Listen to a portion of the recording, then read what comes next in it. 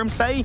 It's towards the northeast, which kind of complements the playing trajectory, but it's still going to be a little bit difficult. The team now, just as it stays on circle, I want to see a good performance from. That's going to be, of course, two teams specifically. You got TSM, they're going for Cosmodrome, but also Reject Scarlet. They always go towards Trevno area / Peshkova. They have like an easy position in this game. They're going to be next to the water, so they only have to focus on like everything just down south of the western side. I'm expecting big things from Reject Scarlet going into this. But sometimes being in an easy position in the early circle can make you complacent in some way, shape or form, right? Of course, they've still got to prepare and react to the fact that they are very nicely inside the circle, but who knows?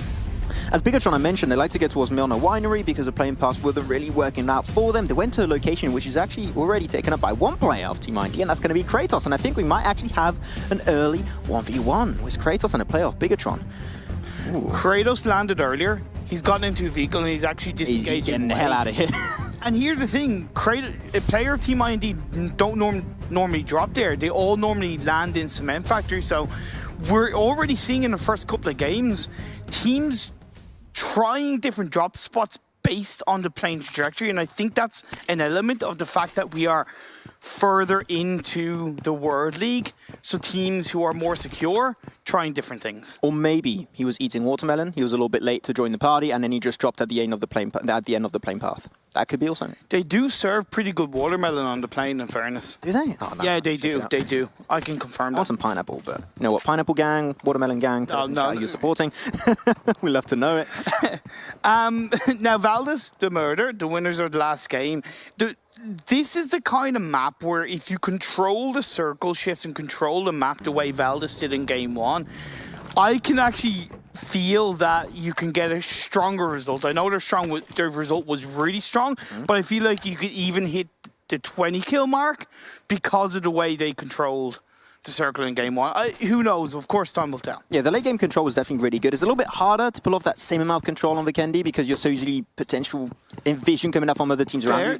It comes out a lot easier on the Vikendi. So they could definitely, I'm not saying no, but the chance of that happening are a little bit harder on the maps such as Vikendi. They might have to shift up their playstyle a little bit. But we're going to go actually over to Cement Factory, a team that, like you said, had the Kratos go a little bit another direction. But they're going to get together over there. No team are going to contest it whatsoever. The loot is pretty good over there, especially in competitive settings. So they should be just really armed to the teeth in this game. One element is, of course, the river in play.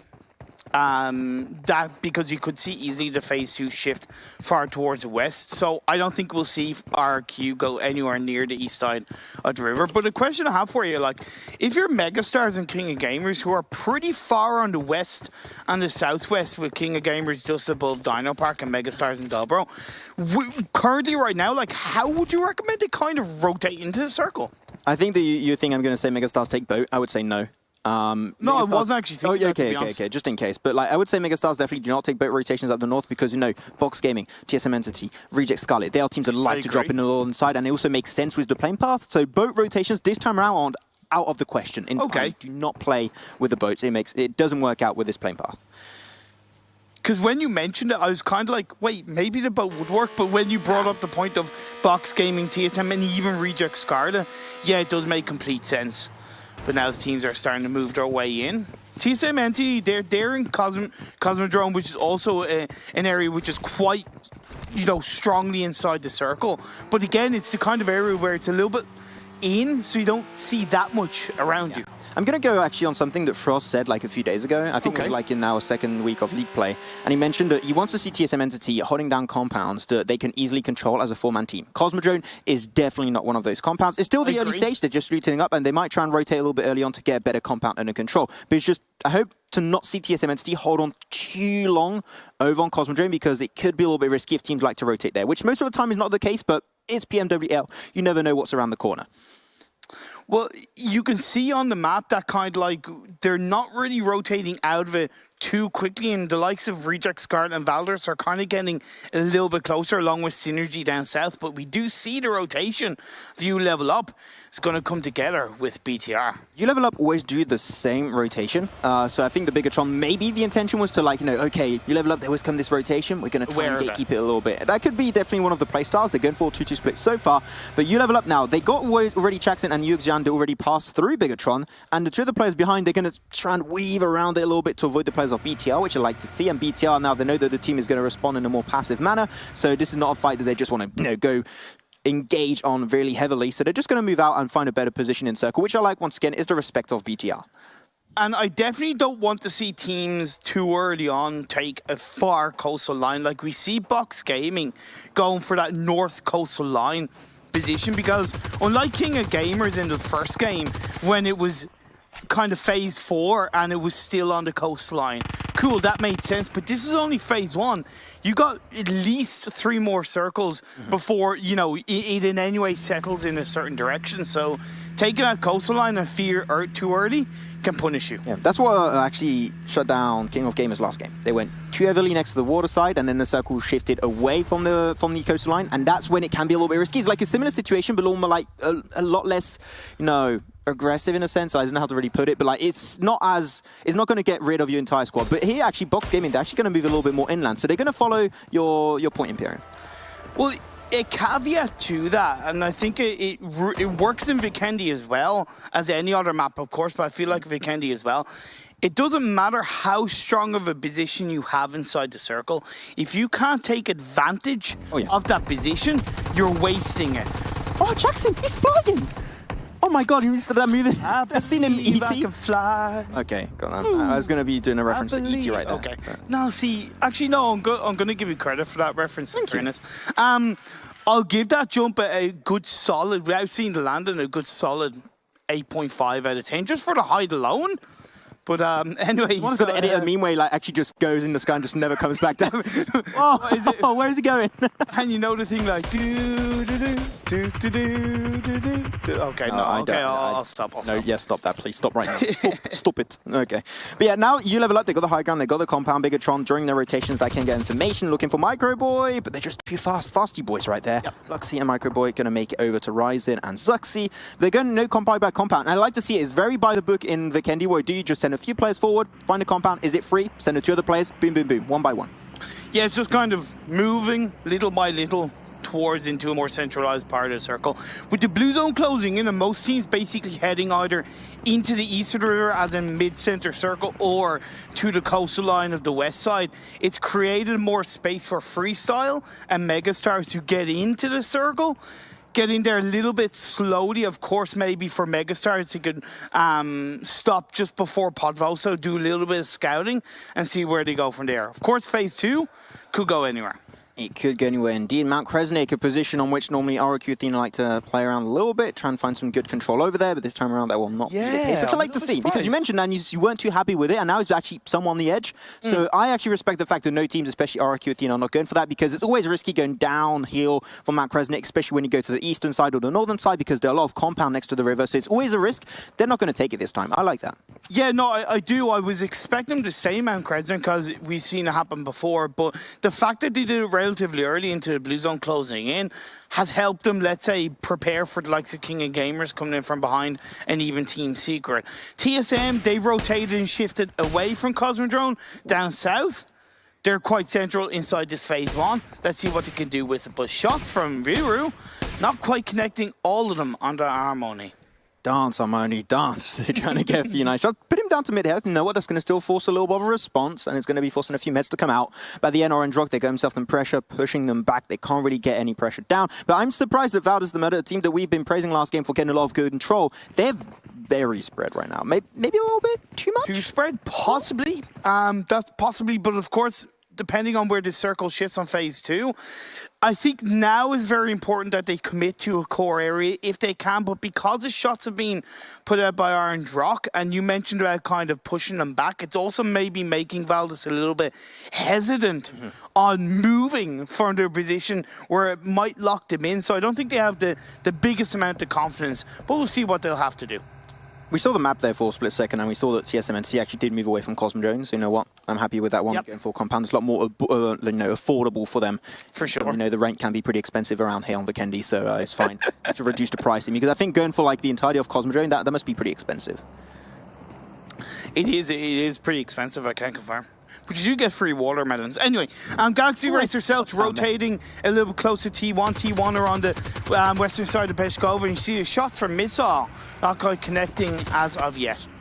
Yeah, taking a few suppressing fires from Galaxy Racers Celts. Galaxy Racers had a little above an L last game. They took themselves 2 players taken down by TSM Entity early on. During rotations, they need to be a lot quicker on them rotations and find a little bit of a better rotation path, I would say. So this time around, they got a nice compound. T1 doesn't have it. T1, knowing how this team likes to play, they need to go more and more aggressive, which they've been doing as of late, but still they need to make decisions, and this is a moment where the decision is, just get away from there. It's not worth it. Well, I actually like the position T1 are in, but once again, it's kind of like I mentioned, you got to be able to utilize it right. T1 have the high ground, Galaxy Racers have the compound. So, of course, T1 don't have to disengage, but they've also got to be prepared for the fact that a knock might come out onto their team. I respect that completely. It's just because I see some compounds about that are a little bit Totally downhill, and I think it's more valuable for them. But you know what? That's fine. That's the important and interesting stuff about PUBG Mobile Esports. There's so many ways to play the game, and there's so many different options. Even though I always disagree with you, Imperium, I think it's going to be because you hate me. Yes, exactly. I think it's more the fact that I hate you, that I disagree with you, Imperium. Of course. Like, if it was anybody else, you'd probably be like, yeah, that makes sense. But the second I say it, you're like, nah, you're wrong. But that's okay. I still love you. That's all. Anyway, I'm not responding to that. Like, that got a little bit awkward, but anyway, like if you look at the position held on by T1, Missile in particular, he has an angle onto the Zima that's held onto by Galaxy Racer Celts. If he can, I would definitely recommend that he takes the tires out of it or even blows the vehicle up already. He's repositioned once again and actually sending himself further into the circle, scouting. Nice work. That's what I wanted to see. Center player first, looking out for the compound. That's Missile that always does the scouting work for T1, get the information, and now they send the entire squad. I called it, so my point was validated by T1 Imperium. I'm really happy right there. The Korean team will get a decent position in this circle. Phase 3 is about to pop off. I don't know. That was English. English hard, guys. English very hard. Do you think it was a bit premature by T1 considering they don't know where Phase 3 is going to be? Like, for example, what if it shifts heavily down south in the favor of Team Seeker? They're going to have to go back past Galaxy Racer Celts. And punch him. Oh, careful, he's going to punch him to death right there. He's going to get the headshot with Yuzi. Viri will connect it. That's an extra kill. You know what? I want to see some good games because actually yesterday on Vikendi, I think they got himself like 3rd or 4th position. Let me just check my notes real quick. They got himself actually 3rd position with 8 kills. I want to see himself get himself a chicken dinner on this map, hopefully today. Buyback from Velmoth. Get a few nice shots down to Varu, but he's going to go straight down on the river. So, oh, actually taking the extra damage right there. He's solo. One more bullet would do its bidding, but Varu... Oh no, that's so sad. That's a feels bad man indeed. Now the revive should actually come. Well, actually no, because down the hill, they're going to want to go downhill. Actually get caught out. On a side note, the circle did kind of shift up north. Missile did a little bit of scouting, paid a price at the hands of Servi, shooting up from the middle of the circle. But that's okay because now T1 can prepare for that, and they know that Synergy are a little bit to the northwest of them. Yep, they're going down. They're going to go for the res indeed. Velmoth going to get shot himself by, I believe that was TSM. That was TSM Entity. Okay, going for a little bit of a third party onto this one. I do like the fact, even though it is risky to go for the res there, what they're doing, they actually got scout on the higher ground position of the riverside, and that's actually denying potentially Valdus from like pushing, going for those 2 flushes on the 2 players. I liked it. I like it's really well organized and orchestrated by Orange Rock at the end of the day. Just one thing I did know is BTR, that sweeping rotation from the southeast to the east to the northeast. They have lost a player at the hands of Box Gaming, but honestly, that's okay. I still absolutely love that rotation from BTR because the north side of the circle, basically to the east and west of Cosmodrome, is the least occupied right now. So I really like that from BTR. Velmoth is bleeding. Wait, Velmoth?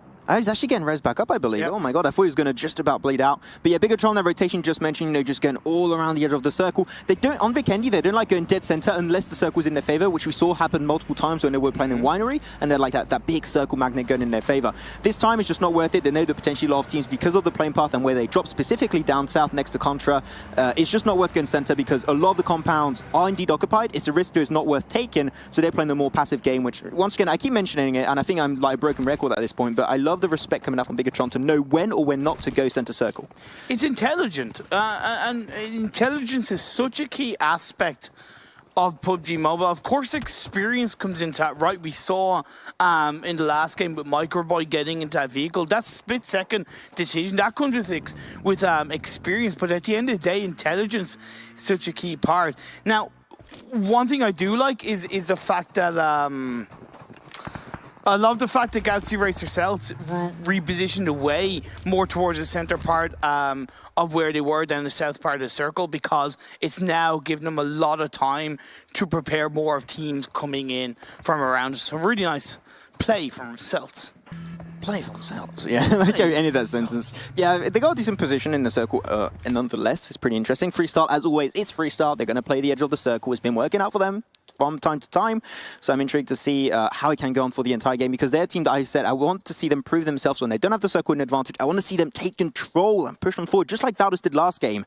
But the circle, Imperium is just going to be putting his magic fingers on the map. Where's it going to go? Are we going to have a Cosmodrome finish on this one? It will have to have a few hard shifts in a row, but Cosmodrome finish is definitely a possibility going into this. Now, it does create a cluster of teams on the east side and the southeast side, and of course the direct south between RQ, King of Gaming's Mega Stars and Team Secret, even Galaxy Racer Celts in play there, but I'm definitely interested on how you level up. And even Box Gamer are going to kind of reposition from the edge. Just like King of Gamers, that's me driving right there when I'm trying to do a little bit of when I'm trying to park myself up. But they're going to be moving away from that location. They're going to go on the western side of the river. You mentioned they will come into play, and that will indeed be the case. They'll come into play for Megastars, for King of Gamers, Valdez the Murder, and also for Freestyle. But what I like about Valdez the Murder is the fact that they already sent 2 players on the other side just to make that rotation a lot easier on their side. So Valdez, I'm really happy with how they're pulling that one off. And Freestyle, easy rotation up north, not going to get denied by anyone in the lobby. But Team Secret and Galaxy Racer Celts taking a few shots. A little bit of an engagement's happening right now as they do connect a headshot onto MJ of Galaxy Racer Celts. That's actually really important because Team Secret are outside the circle. So even getting that knock and sending a message to Celts, that's going to maybe push Celts back a little bit more. And we're kind of seeing something similar between Reject and Synergy, although both these teams are well inside the circle. Yeah, a lot of pressure down. What we want to try and do is pop the vehicles away of the enemy team to make them rotations on Vikendi really hard, because if you don't have vehicles on Vikendi, it's safe to assume that you're going to have a really, really bad time during those rotations and those shifts. Nice shots coming out from Neurally, potentially connecting, but that's going to be now. So RQ, Megastar, King of Gamers down on the southwestern side. They are going to be having some fights breaking out slowly but surely, and I think we might actually lose a team from those fights. Really intrigued to see how that's going to be happening, as a Beer 11 actually of RQ Athena will indeed get confirmed out of the lobby, but we still got 16 teams Imperium.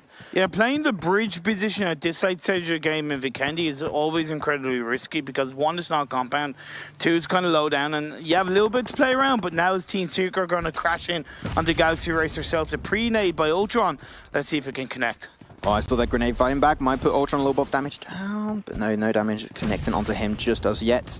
Team Secret, they've got to go full in. They've got 2 players that are currently a little bit further away, so maybe want to try and send an extra player to join up on the fight, because 2 players fighting in a 2v3 might still be a little bit risky. Ultron, great grenade, perfectly cooked right there, explodes right in the face of Yuhai. Don't go for the confirmation. I know it's tempting, but don't, Ultron. Stick up, notice the fact that you have a little bit more of an advantage in this fight. Sort of circle, so shift real quick before we refocus on the fight. Actually going really in favor of Synergy and TSM Entity, but now back on over. Team Secret sending an extra player forward, keeping Matoy on the high ground to get information. But Ultron, he's going for the engage. He's reversing the steam onto Team Secret, making it a double knockdown for himself. They're taking a 5 versus iShots on 1v1, but iShots will be coming out on top with Matoy, and they go instantly for the confirm, potentially going back as a 4-man squad. But Galaxy Racer Celts just not following on the push with Ultron. A big lack of synergy, in my opinion. Definitely a lack of information, lack of communication, lack of coordination from Galaxy Racer Celts. All those cool words indeed. But you gotta say, Matoy did so much work from the high up angle to provide cover and support for the rest of Team Secret. Great play, but of course the teams have got to be prepared for the fact that the circle had shifted in their favor, which means there's a higher chance that they might get third-partied. Even though they lost Ultron, they did trade it out by getting a res up onto Rox. He was very low, bleeding out slowly, but surely iShot's going to go for the push, but Rox was to use. He's going to make the plays happen, but gets backstabbed by Yuhai, and now things are getting more and more set in stone. Team Secret still with 3 players. It will be turned into a 3v1, and they got to push on a Tanky. He just doesn't want to get involved, but unfortunately the fight's coming to him. He doesn't have access to the cars anymore. He's going to have to take this fight.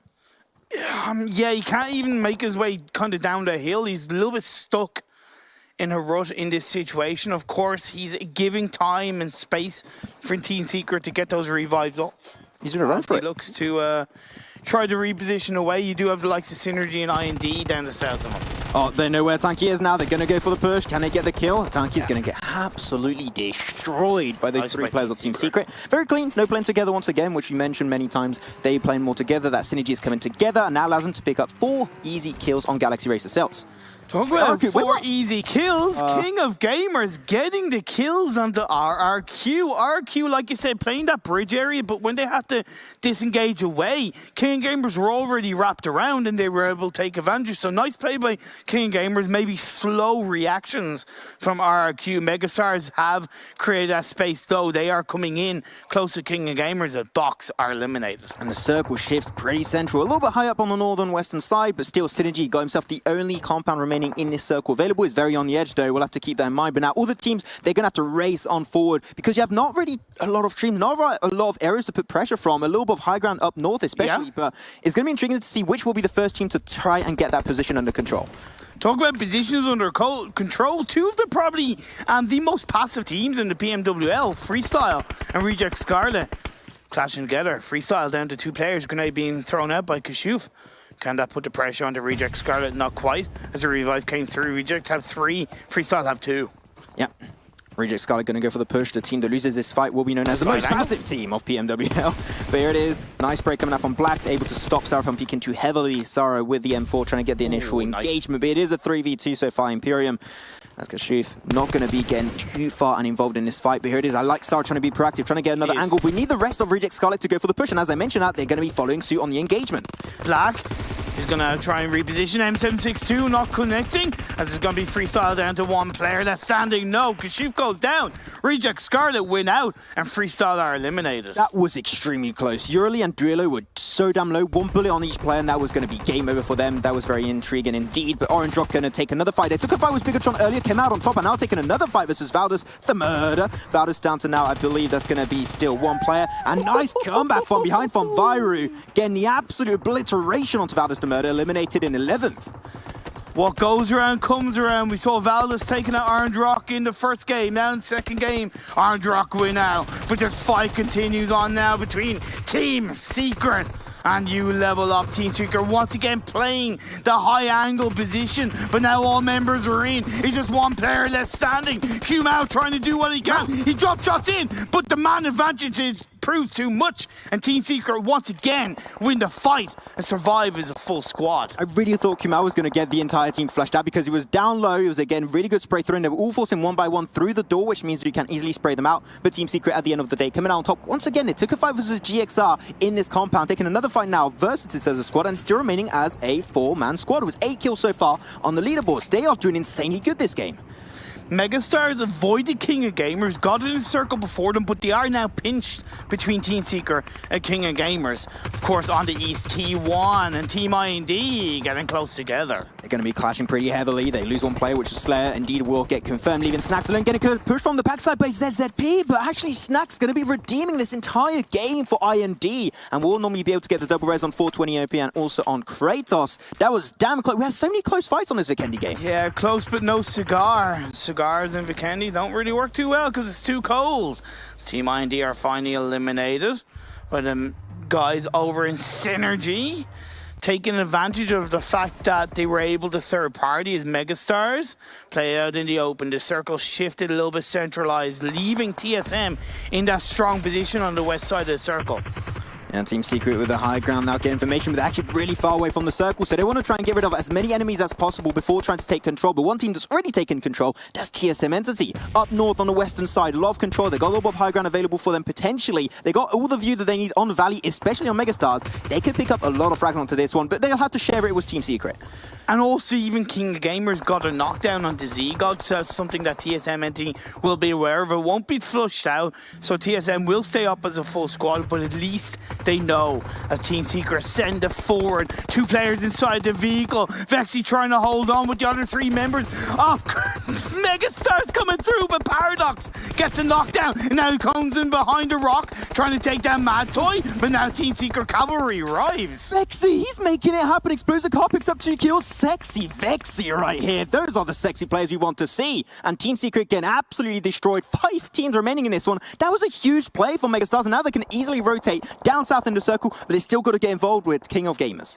Like, I'm not going to give any hate to Team Secret, to be honest, because the way they've been playing in this game is aggressive and controlling, and I know they got shut down, but I definitely got to give them huge credit for that. Well done by Megastars as TSM Entity hold on another player knocked down. King Gamers are going to possibly able to take control as they push themselves forward in the direction of TSM. Reject Scarlet team very passive, but still allowing himself to get 5th position on this Vikendi game. Really happy with their performance on this second game of the day. Hopefully they'll get a lot better performances in the next 3 games. And now TSM Entity once again the team that got control first in the circle, pulling off a little bit of a Valdas to what we saw last game. But now Team Lost are going to be contesting it and pushing for really good positions. There's so many areas behind which you can actually hide, making it really easy for them to get closer and closer to TSM Entity. The circle shifts once again, and that's even closer to TSM Entity. Are they going to get their 4th chicken dinner in PMWL? We'll have to wait to find out. But for now, they're still up as a full squad. Swag! And the rest of Megastars punishing Synergy on the north side of this map. That's giving a little bit of space, but as King of Gamers, Jonathan comes in and takes down Braga. Yeah, yes, they confirmed indeed. Down onto Puffer too. They confirmed those kills. They don't want to allow them any room to try and go for the backstab or go for the re-engage. Concept is going to be the last thing player of King of Gamers. Still without a chicken dinner. Maybe this will be the opportunity for him to take it. We'll have to see, but it's definitely not going to be easy whatsoever. Here it is now. Jonathan going for the spray with the G36 and the Paradox. Gets him low. Not quite able to get the flush though. And Megastars, they're still pushing on through. And now they made it over to the side of this little hillside. Now they're actually safe. They can easily push towards the position of TSM Entity. Yeah, you got Swag and Encore inside the circle, but a Molotov gets thrown out. Pushes Encore back. The smoke's being thrown out. Clutch God doing what he can, but as Concept gets a knockdown on the Z-God, the thorn in the side for TSM Entity is going to put them back on the back line. Clutch God try to go for a little bit of an unusual position, tried his best. Concept going for the engage, can he get it? No, Jonathan once again saving the butts of TSM Entity. They're going to be staying up alive now, 2 teams remaining into this one, but now Megastars, they know they're not remaining as a full squad. This is the opportunity for them to take the play. He gets